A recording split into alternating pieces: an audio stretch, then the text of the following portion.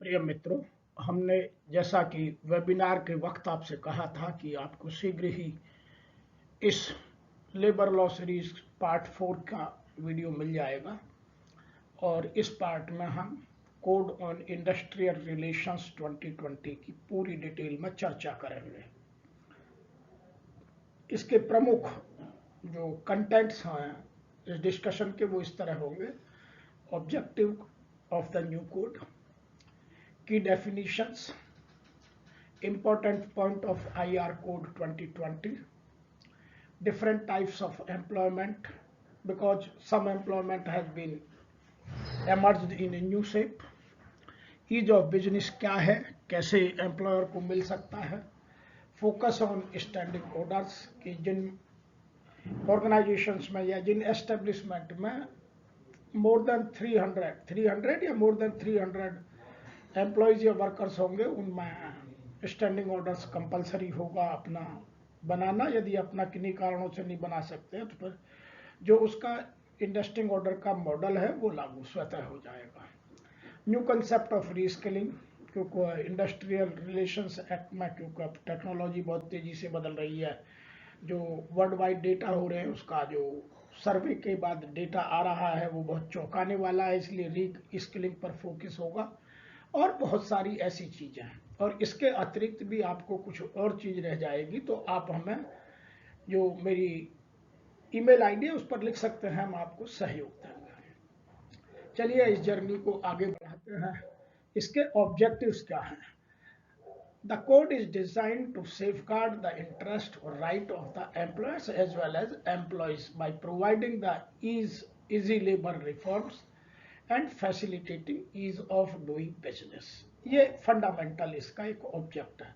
एक और भी ऑब्जेक्ट है, to realise industrial peace and harmony as the ultimate pursuit in resolving industrial dispute and to advance the progress of industry by bringing about the existence of harmony and cordial relationship between employer and employee. It means कि जो harmony and piece की बात है, जो सहयोग, सद्भावना और शांति की बात है, उसको लागू कैसे किया जाए, उसके जो रूल्स हैं उनमें क्या बदलाव किया जाए ताकि कॉर्डियल रिलेशनशिप हो और इंडस्ट्रियल रिलेशन हार्मोनी में, सद्भावना में, सहयोग में बने रहें। चलिए समझते हैं। इसमें पुराने 3 एक्टों का समावेश किया गया है इंडस्ट्रियल रिलेशंस को 2020 में: the trade unions act 1926, industrial dispute act 1947 और industrial employment in bracket standing orders act 1946। अब कुछ और प्रावधान है जो इसके चैप्टर वाइज इसको डाला गया है। फर्स्ट चैप्टर में प्रिलिमिनरी है, सेकंड में बाइपार्टाइट फोरम्स है, थर्ड में ट्रेड यूनियन है, फोर्थ में स्टैंडिंग ऑर्डर्स है, नोटिस ऑफ चेंज है, voluntary reference dispute to arbitration है, क्योंकि आर्बिट्रेशन को महत्व दिया गया है। Mechanism of resolution of industrial dispute है जो जिसमें बात की गई है ग्रीवेंस रिड्रेसल कमेटी की। स्ट्राइक और लॉकआउट्स में क्या प्रावधान होंगे, कैसे होंगे, ले ऑफ रिट्रेंचमेंट और क्लोजर की परमिशन कैसे मिलेगी, किनको मिलेगी, वर्कर्स की रीस्किलिंग का क्या होगा, unfair labour practice both the side, employer side भी, एम्प्लॉय साइड भी, वर्कर साइड भी, उनके क्या प्रावधान होंगे, शेड्यूल 1 में क्या होगा, शेड्यूल 2 में क्या होगा, शेड्यूल 3 में क्या होगा, पहले भी थे अभी भी हैं। तो ये इनको बहुत डिटेल में जानने की आवश्यकता है। अब की डेफिनेशंस में तो वर्कर की डेफिनेशन आ गई है। Define the workers has been expanded further to include the journalist, पहले नहीं थे अब उनको भी ला दिया गया है। सेल्स प्रमोशन की टीम ला दी गई है।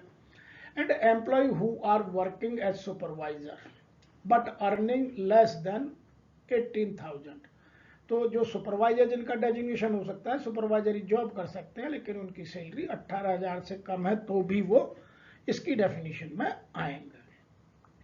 और 2 नए एरिया जैसे सेल्स प्रमोशन पहले नहीं था वो इंक्लूड कर लिए गए और जर्नलिस्ट इसमें इंक्लूड कर लिए गए। अब इंडस्ट्री की डेफिनेशन में भी कुछ चीजें अमेंड की गई हैं, कुछ को एक्सक्लूड किया गया, कुछ को इंक्लूड किया गया। जैसे एक्सक्लूड में वो ऑर्गेनाइजेशन बाहर निकाल दी हैं जो चैरिटी ऑफर करती हैं, या फिलैंथ्रोपिक सर्विसेज देती हैं, जो गवर्नमेंट ऑफ इंडिया के जो डिफेंस रिसर्च के या डिफेंस मैकेनिज्म के ऑर्गेनाइजेशंस है उन सबको बाहर कर दिया गया है। Organisation that are under the control of government specifically dealing with the defence research, atomic energy, ये सब आ गए हैं।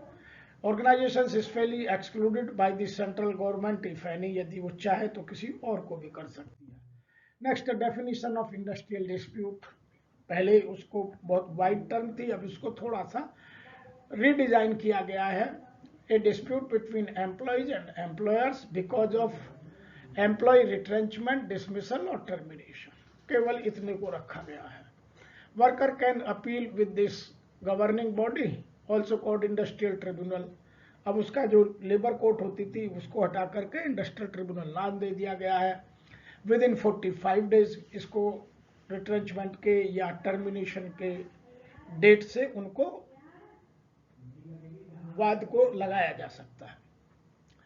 फिक्स टर्म एम्प्लॉयमेंट नई डेफिनेशन लाई गई है, क्योंकि अब काम बहुत तेजी से या तो प्रोजेक्ट बेस होते हैं, जैसे आईटी में है मैक्सिमम प्रोजेक्ट बेस होते हैं, या और काम बहुत प्रोजेक्ट बेस होते हैं, तो उन सब में अब आप फिक्स टर्म एम्प्लॉयमेंट दे सकते हैं। वो 1 महीने से लेकर के और कितने भी पीरियड के हो सकते हैं। तो ये नई क्लॉज है, इससे बड़ी राहत मिलेगी। जो बिजनेस लॉन्ग टर्म में चलने के लायक नहीं होते हैं, जिनका एक पर्टिकुलर ऑब्जेक्ट होता है, ऑब्जेक्ट पूरा होते ही वो क्लोजर हो जाते हैं, तो उस सब में फिक्स टर्म एम्प्लॉयमेंट को डाला जा सकता है। दूसरी, the fix term employees are also eligible for the statutory benefits. उनको वो सब बेनिफिट मिलेंगे जो परमानेंट वर्कर को मिलते हैं। जैसे मैं उदाहरण के लिए समझा दूं, जैसे ग्रेच्युटी है, यदि आपने किसी को 1 साल का ही कॉन्ट्रैक्ट किया है तो आपको ग्रेच्युटी 1 साल के कंप्लीशन के बाद उस फिक्स्ड वर्कर को देनी होगी। तो ये ऐसी डेफिनेशंस हैं जो आपको देनी पड़ेंगी, इसीलिए इनको समझने की बहुत ज़रूरत है, इनको आवश्यकता है। तो ये सब चीज़ें हमको और आपको अब समझनी पड़ेंगी। दूसरी ऐसी और बहुत सारी चीज़ें हैं जिनको अब ज़रूरत है समझने की। नहीं, कुछ इम्पोर्टेंट पॉइंट्स हैं जो मैंने बहुत सारे इकट्ठे किए हैं, उनमें मोटे मोटे मैं आपके साथ डिस्कस कर लेता हूँ। जैसे separate model, standing orders manufacturing के अलग बन गए और सर्विस सेक्टर के अलग बन गए। ये एप्लीकेबल थ्रू आउट इंडिया हैं, कहीं भी लागू हो सकते हैं।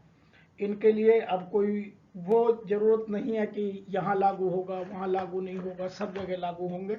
और इन सबको ठीक से करने के लिए इसको अक्रॉस द कंट्री अलाउ किया गया है, इसीलिए इससे अब आगे आने वाली समस्याएं बहुत कम होने की उम्मीद की जा रही है। कितना इम्पैक्ट आएगा ओनली टाइम विल टेल, लेकिन उम्मीद ऐसी की जाती है कि शायद इनका इम्पैक्ट अच्छा होगा। तो ये कुछ ऐसी चीज़ें हैं जिनको हमें सोचना पड़ेगा या हमें उनके इम्पैक्ट को समझना होगा।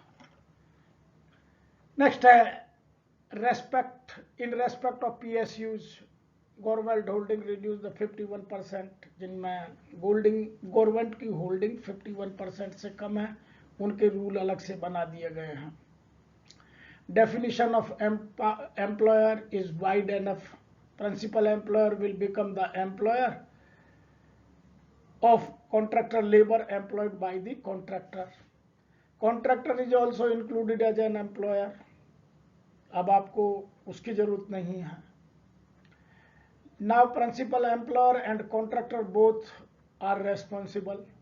पहले यदि एब्सकॉन्ड हो जाता था तो प्रिंसिपल एम्प्लॉयर की लायबिलिटी तब आती थी, अब ऐसा नहीं है, उससे पहले भी आ सकती है। तो इस तरह के बहुत सारे चेंजेस इसमें डाले गए हैं।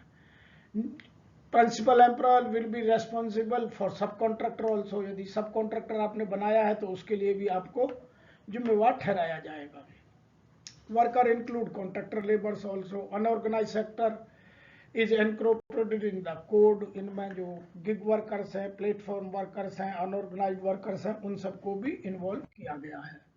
फिक्स टर्म एम्प्लॉयमेंट को डाला गया है। रिटन कॉन्ट्रैक्ट के जो फिक्स पीरियड है उनको डिफाइन किया गया है। वर्किंग आवर्स, वेज, अलाउंसेस, ये सब डिफाइन करे गए हैं। और स्टैट्यूटरी बेनिफिट सबको एक से मिलेंगे, ये डाला गया है। ग्रेच्युटी की सीमा कम की जा रही है, जो भी 5 साल थी उसको घटा के 1 साल करने का प्रावधान डाला गया है। Lay off compensation will be higher किया गया है। Retrenchment and closure compensation will be reduced, क्योंकि जहां रिट्रेंच किया जा रहा है वहां कम होगा। Interim relief in case of challenging court award would be less. तो ऐसे बहुत सारे प्रावधान डाले गए हैं। ऐसे ही जो लोग under the apprenticeship act system में आते हैं वो अप्रेंटिसशिप की तरह एक्सक्लूड होंगे, otherwise they will be treated as your employee. ये मैंने कुछ कंपैरिजन डाला है, fixed term employees, permanent employees, contractor labours. जब आपके पास समय हो तो आप समझिएगा, समय के अभाव में इनको आगे चलते हैं। हेल्प टू द बिजनेस, जो मैं ईज ऑफ डूइंग बिजनेस की बात कर रहा था, तो बिजनेस को जो हेल्प मिलेगी वो क्या मिलेंगी उसकी कुछ समरी मैंने बनाई है। द इम्पैक्ट ऑफ डेफिनेशंस में educational and medical industry, institutions owned और मैनेज्ड बाय द चैरिटेबल, वो सब इसके बाहर कर दिए गए हैं। Some other manufacturing units producing socially relevant products में क्लेम एक्सक्लूशंस, जैसे आर्टिफिशियल लिम्स हैं, यदि वो कोई कारखाना वो बनाता है तो उसको इसमें छूट मिल जाएगी। इस तरह के काफी सारे कुछ चेंज किए गए हैं। The industrial dispute can now raised with the 2 years from the date such dispute arose। Section 53 में उसका टाइम 2 साल तय कर दिया गया है। It applies to all dispute, earlier no limit applied to the industrial dispute. तो इस तरह से बेनिफिट कुछ दिए गए हैं। 4 earlier exclusions still hold the statute books, superannuation, VRS, non renewal और कॉन्ट्रैक्ट कंटिन्यूड इन हेल्थ, ये सब एक्सक्लूजन्स जो पहले थे अभी भी रखे गए हैं। Conciliation officer to send the report on dispute within 45 days, उसका टाइम फिक्स कर दिया गया है। स्टेट के रेफरेंस की आवश्यकता नहीं रह गई है। तो ऐसे बहुत सारे बदलाव किए गए हैं, जिनको मैंने टोटल 82 कैटेगरीज में बांट करके यहाँ डिस्कस करने की कोशिश की है। Concept of referring the dispute government to tribunal will refer only dispute of national importance in national tribunal। National tribunal में केवल वही जाएंगे जो नेशनल ट्रिब्यूनल, मतलब नेशनल लेवल का जिनका इम्पैक्ट है। Gazette publication has been dropped out. Voluntary reference to arbitration will continue. Definition of strike has been expanded, किन किन कामों के लिए कैसे कैसे हो सकती है। नेक्स्ट है strike notice is valid for 60 days only. एक बार देने के बाद 60 डेज तक है, यदि आप बियॉन्ड 60 डेज करते हैं तो वो इलीगल हो जाएगी। Fresh strike has been totally prohibited. Notice of strike to be signed by the union secretary, ये बड़ा बदलाव है। यूनियन सेक्रेटरी और उसके साथ 5 इलेक्टेड रिप्रेजेंटेटिव साइन करेंगे, देन वो वैलिड होगा, नहीं तो नहीं होगा। अभी तक एक साइन करता था, वैलिड माना जाता था। Through the rules are not though the rules are not applicable to the notice process where there is no union, but appear that 5 representatives to be elected in the workers meeting for serving strike notice, ये डाला गया है।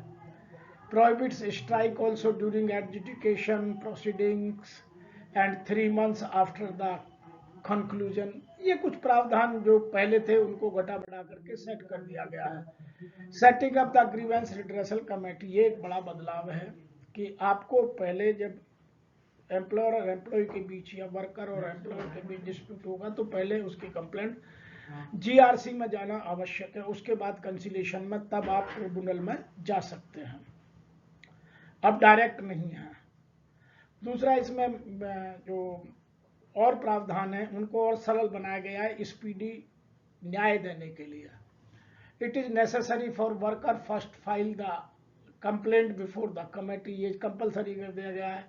Committee has to complete its finding within 30 days, वो भी बहुत दिन नहीं कर सकती। पहले क्या है कि एक बार चार्जशीट दी थी, फिर उसकी इंक्वायरी प्रोसेस होने में टाइम लगता था। अब उस कमेटी को 30 दिन में अपनी फाइंडिंग देनी है। यदि आप उस कमेटी की फाइंडिंग से सेटिस्फाई नहीं है तो कंसिलिएशन में जा सकते हैं। लिमिटेशंस हर चीज के लिए बना दी गई है।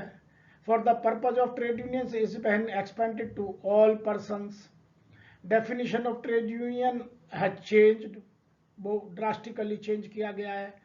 अब रिकॉग्नाइज यूनियन के लिए 51% नंबर होना जरूरी है, और recognise of union comes in, उसी के साथ आप एग्रीमेंट कर सकते हैं।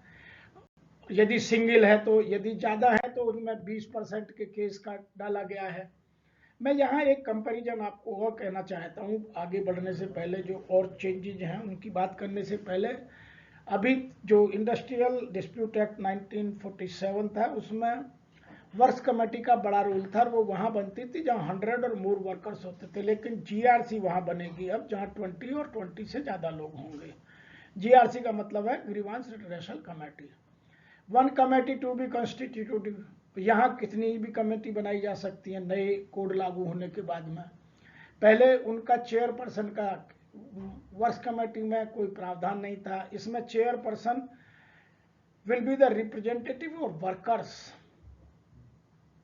वो उनका वर्कर का रिप्रेजेंटेटिव होगा।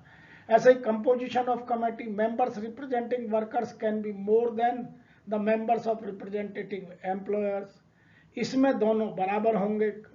Composition of representatives shall be equal, और इसमें वर्कर ही चेयरमैन बनेगा, ये एक बड़ा बदलाव है।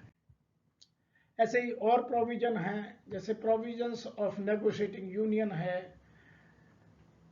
दूसरा है, if no union is having 51% then council would be formed, जहां 2-3 यूनियन होंगी और जिन जिन के पास 20% मेंबर्स होंगे टोटल ऑर्गेनाइजेशन के नंबर के, उन सबको काउंसिल में एक सिस्टम के तहत इन्वॉल्व किया जाएगा। और यदि काउंसिल नहीं बन पाती हैं तो फिर कोई और सिस्टम इसमें इजाद है। Such councils would be valid for 3 years, ऐसा नहीं है कि एक बार बन गई तो वो चलेगी, लेकिन मैक्सिमम एक काउंसिल 5 साल तक चल सकती है, उसके आगे नहीं। Not more than 1/3 of the total number of office bearers और 5 whichever is less shall persons actually engaged or employed in the establishment or industry which trade union is connected, ये क्लॉज डाली गई है। दूसरा, members can only persons actually engaged or employed which union is connected, वो job में होने compulsory हैं। कुछ को प्रावधान में डाला गया है कि जो लोग रिटायर हो गए हैं या जिनको आपने भी रिट्रेंच कर दिया है वो लोग आ सकते हैं, लेकिन उनका एक सिस्टम बनाया गया है। पहले आउटसाइडर का रोल ज्यादा था और इनसाइड वर्कर्स की बात को नहीं समझा जाता था। अब हम बात करते हैं कि इनमें जो चेंज का नोटिस है कब दिया जाएगा, किस तरह दिया जाएगा। Giving a notice of change to the workers within 21 days giving such notices. No requirement of notice कहाँ नहीं है, जहाँ सेटलमेंट है या अवार्ड हो गया है, workers affected to whom certain rules regulations shall apply, emergency situations for change of shift, ये ऐसे प्रोविजंस हैं जिनमें कोई नोटिस देने की आवश्यकता नहीं होगी। या ऑर्डर ऑफ अप्रोप्रिएट, गवर्नमेंट ने कोई ऑर्डर पास किया है, इसकी भी एग्जम्पशंस देने की बात की गई है। अप्रोप्रिएट गवर्नमेंट में exempt by notification any class of industrial establishment और वर्कर्स, इनको बाहर कर सकती है। चलिए आगे के नई पॉइंटों को समझते हैं। शेड्यूल 3 में क्या क्या डाला गया है। वेज, जिनके लिए नोटिस देने की आवश्यकता है 21 days का wage, its period and mode of payment, contribution by employer to PF, pension for benefits of workers, जैसे ईएसआई का जाएगा या और जाएंगे, compensatory and other allowances, working hours and rest in oblique intervals, leave with wages and holidays, working shift except standing orders. यदि एक standing order में provision है तो ठीक है, नहीं तो फिर एक्सेप्ट हो जाएगा। Grade classification, withdrawal of customer concession, privilege, change usage, rationalization, standardization, improvement of plant techniques which likely to lead the retrenchment of workers, ये उन सब का नोटिफिकेशन यहाँ देना 3rd शेड्यूल में अब आवश्यक होगा। ऐसे ही अब बात करते हैं और जो चेंजेज है वो हैं adjusting union to file the statement with the registrar that union constitute its line with the IR code, जो नए कोड में प्रावधान गए उसी से यूनियन चल रही है। टाइम लिमिट 90 डेज है। सस्पेंशन अलाउंस पहले 75% था फर्स्ट 90 डेज के लिए, अब उसको उल्टा कर दिया 50% first 90 days and 75% of remaining period. लेकिन सस्पेंशन का टाइम फिक्स कर दिया गया है। स्टैंडिंग ऑर्डर्स कंपलसरी बनाए जा रहे हैं। Establishments carrying the activity of industry after 60 days of submission of draft, यदि स्टैंडिंग ऑर्डर्स कोई अप्रूव नहीं करता है तो ऑटोमेटिकली अप्रूव्ड माने जाएंगे। तो बहुत सारे चेंज किए गए हैं। आगे और हम इस तरह की बात करते हैं, वो है जैसे now tribunal will consist the 2 members, ये बड़ा चेंज है। उसमें एक जुडिशियरी से होगा और एक एडमिनिस्ट्रेटिव होगा, और जुडिशियरी के ज़्यादा पावर्स होंगी। Reemployment of opportunities retrench workers limited to the 1 year. पहले जब भी नई भर्ती होती थी रिट्रेंचमेंट के बाद तो नोटिस देना पड़ता था सबको। अब केवल यदि 1 साल के बाद भी भर्ती होती है तो किसी रिट्रेंच एम्प्लॉय को नोटिस देने की आवश्यकता नहीं रहेगी। Retrenchment is retrenchment. ऐसे ही retrenchment, lay off, closure, prior permission will be needed, establishment having 300 workers, उनमें नहीं रहेगी अब। तो ये कुछ चीजें ईज ऑफ डूइंग बिजनेस की बात करती हैं। This is an addition to 1 month notice pay and 15 days compensation for each years of the service to pay the workers at the time of retrenchment by the employer. Penalties बढ़ा दी गई हैं, 10,000 से 2 लाख कर दी गई हैं, और यदि सेकंड टाइम ऑफेंस आता है तो 10 की जगह 50,000 और इसमें फिर 5 लाख मैक्सिमम, और इम्प्रिजनमेंट फॉर 3 मंथ्स, ये भी प्रावधान डाला गया है। तो इसमें बहुत सारे, इसमें कंपाउंडिंग करने का प्रोसेस डाल दिया गया है। तो ऐसे बहुत सारे क्लॉजेज डाले गए हैं। इसमें कंपोजिशन ऑफ ऑफेंसेस को किया जा सकता है, और इसमें 2 तरह की क्लॉज हैं, जो ऑर्डिनरी है जिनमें सिविल लाइबिलिटी बनती है, उनमें 50% कंपाउंडिंग किया जा सकता है, और जो क्रिमिनल में उनमें 75%, और इम्प्रिजनमेंट उसको 75 तक किया जा सकता है। डिजिटलाइजेशन, अब हर प्रोसेस को डिजिटलाइज किया गया है कि आप पीस ऑन पेपर पर या मैनुअल नहीं रह जाएगा। कंसिलिएशन कंप्लेंट जो है वो अब ट्रिब्यूनल में जाने से पहले कंपलसरी गई है। स्टेट रेफरेंस की आवश्यकता नहीं रह गई है। तो ये बहुत सारे बदलाव कर दिए गए हैं। दूसरा, equal number of members from management and workers side, जो अपनी रिड्रेसल कमेटी है, ग्रीवेंस रिड्रेसल कमेटी, उसमें कंपलसरी कर दिया गया है। Union to select their members, representative works committee in the proposition of their members, जितनी बड़ी यूनियन उतना ज़्यादा रिप्रेजेंटेशन होगा।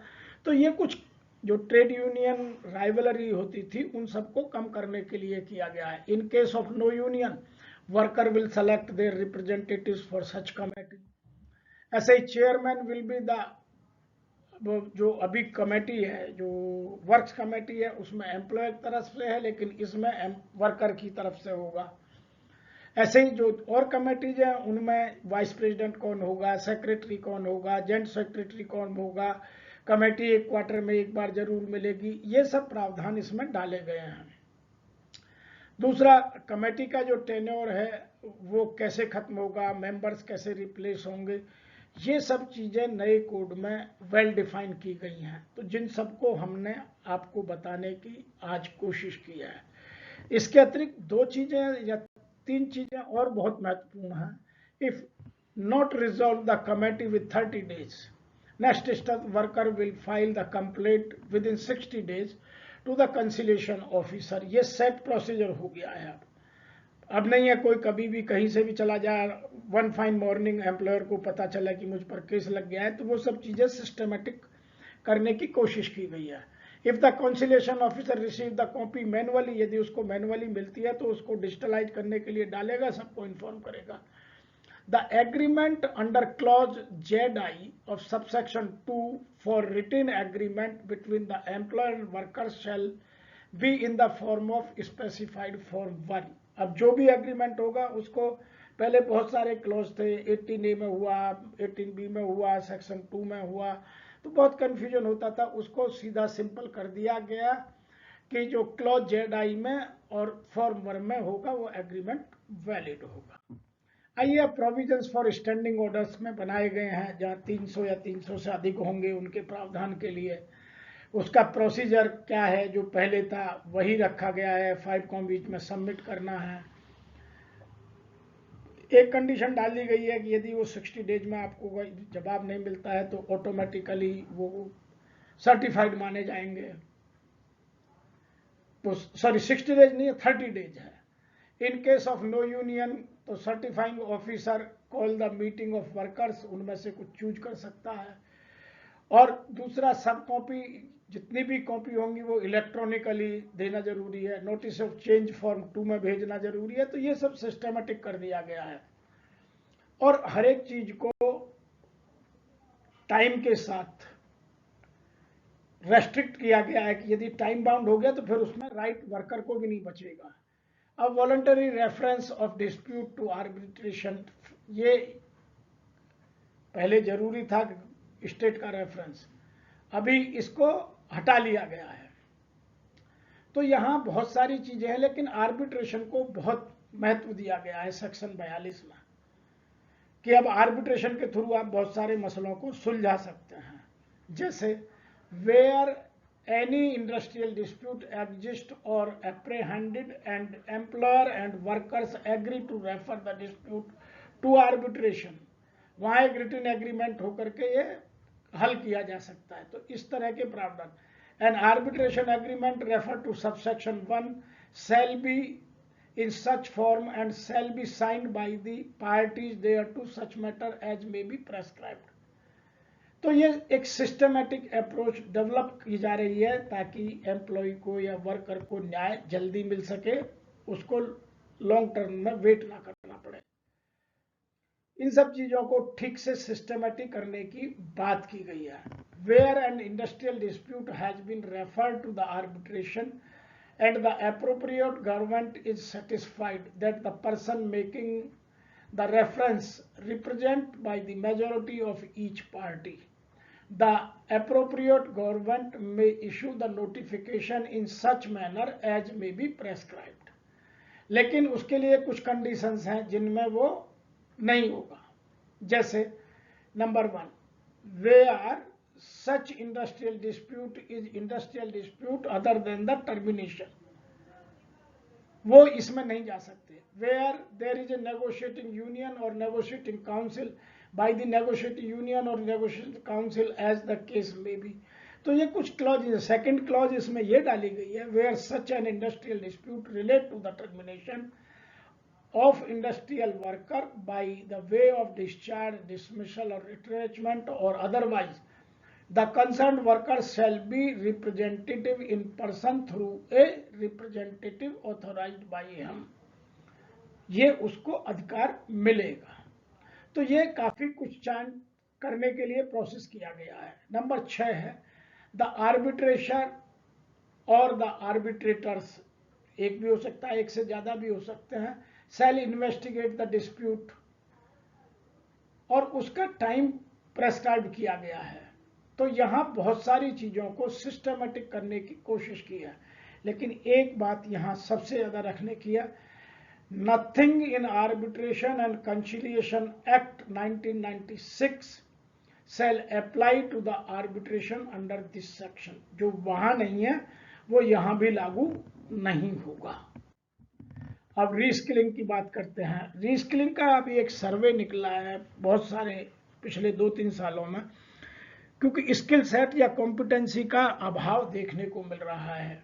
जैसे वर्ल्ड वाइड एक मैकेंजी ने सर्वे किया जिसमें 2020 में 87% सीईओज में जो कॉम्पिटेंसी उनके वर्क परफॉर्मेंस को चाहिए वो नहीं थी, इसलिए उनको ट्रेनिंग एंड डेवलपमेंट के थ्रू या जो डेवलपमेंटल एक्टिविटीज हैं उनको थ्रू डेवलप करने की बात की गई है। दूसरी, वर्कर के लिए बड़ा मजेदार चौंकाने वाला है, जो वर्ल्ड इकोनॉमिक फोरम है उसने कहा कि 40% workers world wide would need to reskill, और ये अगली साल तक की जरूरत पड़ेगी। इतनी टेक्नोलॉजी बदल जाएगी, प्रोडक्ट मिक्स बदल जाएगा, इतना सिस्टमेटिक अप्रोच या तो डिजिटलाइज हो जाएगी, तो उनको नई स्किलों की जरूरत पड़ेगी। इसीलिए रीस्किलिंग का फंड जनरेट करना बहुत जरूरी है। एक और डेटा मैं देता हूं। According to the Gartner, 33 of the abilities listed in typical job descriptions, जो 2017 में जॉब डिस्क्रिप्शन में जो स्किल लिखी जाती थी वो 2021 तक आते आते खत्म हो गई। मतलब 4 साल में ही उन स्किल सेट की आवश्यकता अब नहीं रहेगी। इसीलिए नए skill set learning and developmental process के थ्रू गेन करना बहुत आवश्यक है, जिसके लिए मैं प्रयास करता रहता हूं। मेरी ऑर्गेनाइजेशन प्रयास करती रहती है कि हम एम्प्लॉयज के बीच वो स्किल सेट जो चाहिए, या जो आज की डेट में इंजीनियरिंग कॉलेजेज हैं या MBA कॉलेजेज हैं, वहां उन स्किल को इन करिकुलम में इंक्लूड करना बहुत आवश्यक होता जा रहा है, जिसके लिए मेरी ऑर्गेनाइजेशन रेगुलरली वर्क करती है। तो रीस्किलिंग की बात यहाँ ये है कि आपको रीस्किलिंग का फंड जनरेट करना होगा और अपने वर्कर्स में रीस्किलिंग के लिए एफर्ट्स करने होंगे, उसका एक प्रोसीजर है। नेक्स्ट बात करते हैं बेनिफिट्स ऑफ रीस्किलिंग की। ऑर्गेनाइजेशन को क्या होगा और वर्कर को क्या होगा। Avoid the lay off and retrenchment, बार बार आपको ले ऑफ नहीं लगाना पड़ेगा, ना रिट्रेंचमेंट करना पड़ेगा, क्योंकि आप स्किल को डेवलप करते रहेंगे। मैं यहाँ एक और डेटा दे दूं, जो IBM के एम्प्लॉयज हैं, जो जिनको मैं IT इंडस्ट्री कहता हूं, उनमें 42% लोगों को हर साल ट्रेन करना जरूरी हो गया है। दूसरा डेटा मैं वर्कर की तरफ से देता हूं। To develop the new abilities that may aid to change their career choices or obtaining new employment, adjust to the workers that is changing as a result of automation and digitalization. The IR Code 2020 includes provisions for workers reskilling fund, assist laid off employees upgrading their skills and finding the new employment.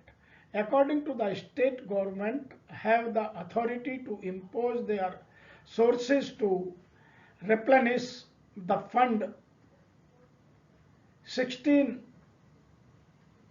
as a result of the code include provisions for people who have been laid off to retain for the first time in order to seek employment again.